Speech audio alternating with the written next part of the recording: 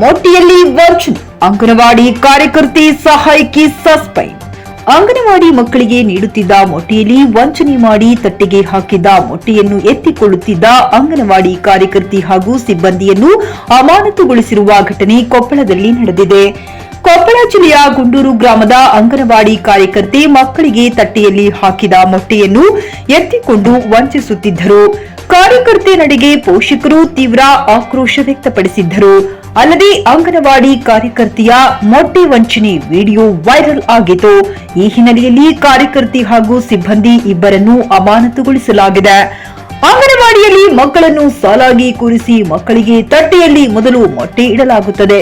ಇದನ್ನು ಸಹಾಯಕಿ ಶೈನಾಜಾ ಬೇಗಂ ಮೊಬೈಲ್ನಲ್ಲಿ ವಿಡಿಯೋ ಮಾಡುತ್ತಾರೆ. ಬಳಿಕ ಮಕ್ಕಳಿಂದ ಪ್ರಾರ್ಥನೆ ಮಾಡಿಸಲಾಗುತ್ತದೆ.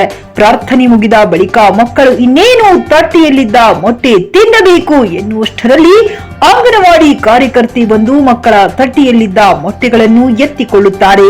ಓರ್ವ ಮಗು ಮೊಟ್ಟೆಯನ್ನು ತಿನ್ನಲೆಂದು ಕೈಯಲ್ಲಿ ಹಿಡಿದುಕೊಂಡಿದ್ದ ಮೊಟ್ಟೆಯನ್ನು ಕೂಡ ಕಾರ್ಯಕರ್ತೆ ಕಸಿದುಕೊಂಡು ಹೋಗಿದ್ದಾರೆ.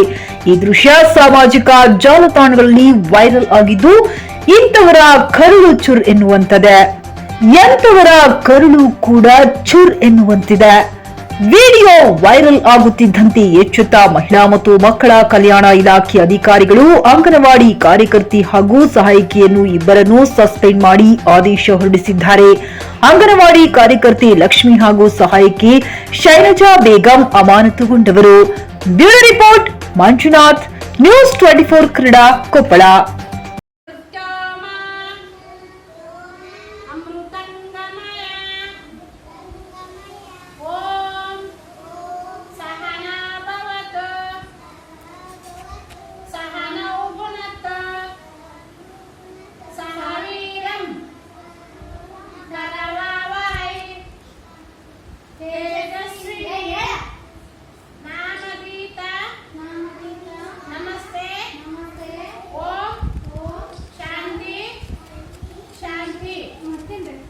Mau mama tetap kan, dia wanita siapa?